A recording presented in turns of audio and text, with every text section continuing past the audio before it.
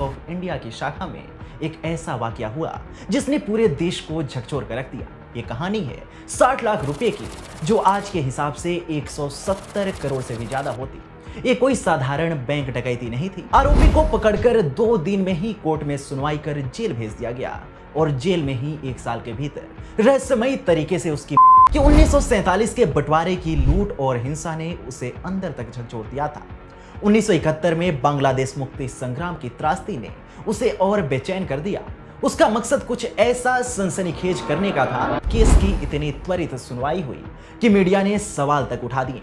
यहां तक कि इसको लेकर तब के विपक्षी नेता मोरारजी देसाई ने 3 जून 1971 को दी मदरलैंड अखबार में इस संबंध में एक लेख भी लिखकर इतने बड़े मामले को चंद घंटों में ही सुलझा लिए जाने और अपराधी को सलाखों के पीछे भिजवा दिए जाने की वजह से 1967 बैच के युवा आईपीएस अधिकारी कश्यप 22 अक्टूबर 1971 को उनकी शादी हुई थी और इस शादी के करीब 1 माह बाद ही 20 नवंबर 1971 को एक सड़क हादसे में।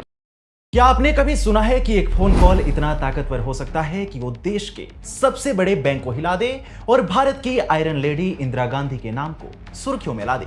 जी हां, आज से ठीक 54 साल पहले 24 मई 1971 को नई दिल्ली के संसद मार्ग पर स्टेट बैंक ऑफ इंडिया की शाखा में एक ऐसा वाकया हुआ जिसने पूरे देश को झकझोर कर रख दिया। ये कहानी है 60 लाख रुपए की, जो आज के हिसाब से 170 करोड़ से भी ज्यादा होती।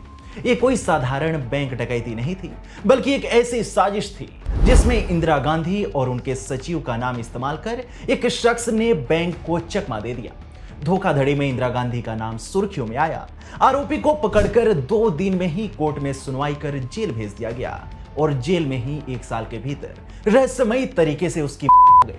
यहां तक कि जिस पुलिस अधिकारी ने इस पूरे मामले की जांच की थी, उसी साल रोड एक्सीडेंट में उसकी भी हो गई। इस पूरे प्रकरण ने तत्कालीन इंदिरा सरकार पर कई बड़े सवाल खड़े किए थे। नमस्कार, मैं हूं आपके साथ अवनीश और आज की वीडियो में मैं आपको 1971 के बहुचर्चित नागरवाला कांड के बारे में विस्तार से बताऊंगा।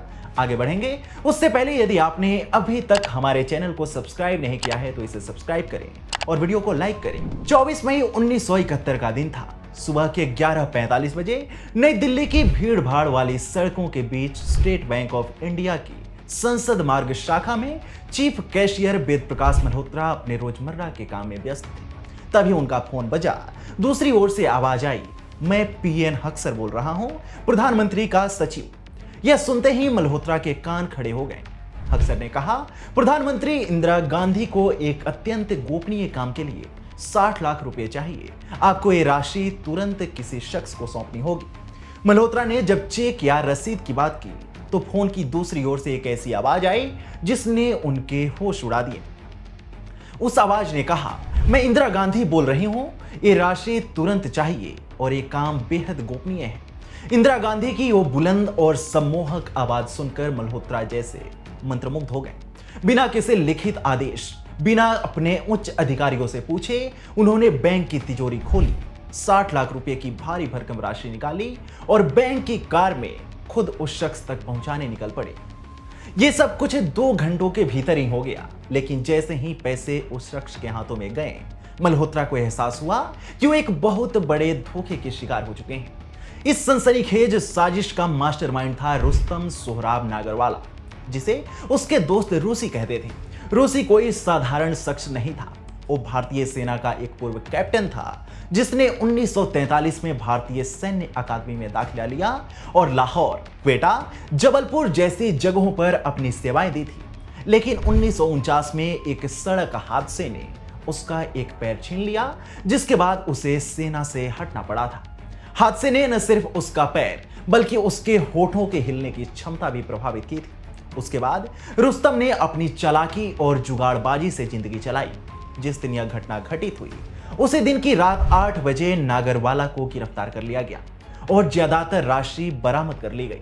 अगले दिन यानी 25 मई को उसे अदालत में पेश किया गया और 27 मई की शाम को उसके कबूलनामे के आधार पर उसे आईपीसी की धारा 419 और 420 के तहत 2 साल का सश्रम कारावास और 2000 रुपए के जुर्माने की सजा सुनाई गई। यानी घटना घटित होने के 100 घंटे के भीतर ही आरोपी को गिरफ्तार करके अदालत में दोषी तक साबित कर दिया गया। केस की इतनी त्वरित सुनवाई हुई कि मीडिया ने सवाल तक उठा दिए।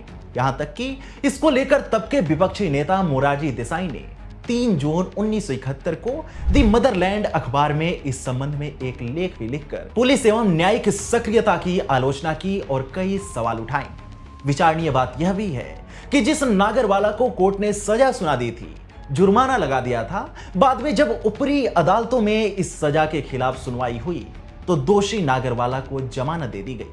लेकिन नागरवाला ने जमानत की पेशकश स्वीकार नहीं की। इसके बजाय उसने बैरक के ही एक सेल में रहने का विकल्प चुना। न्यूज 18 की रिपोर्ट के मुताबिक तिहाड़ जेल के उसके एक साथी कैदी की माने तो नागरवाला ने जेल से बाहर निकलने का विकल्प इसलिए नहीं चुना क्योंकि वह इस बात से डरा हुआ था कि उसे उच्च पदों पर बैठे लोगों के एजेंट लेंगे। ध्यान देने वाली बात है कि जांच के दौरान नागरवाला ने जो दावा किया वो इस कहानी को और रहस्यमयी बना गया। उसने कहा कि 1947 के बंटवारे की लूट और हिंसा ने उसे अंदर तक झकझोर दिया था।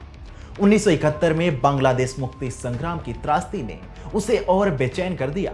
उसका मकसद कुछ ऐसा सनसनीखेज करने का था जिससे बांग्लादेश के मुद्दे पर दुनिया का ध्यान जाए।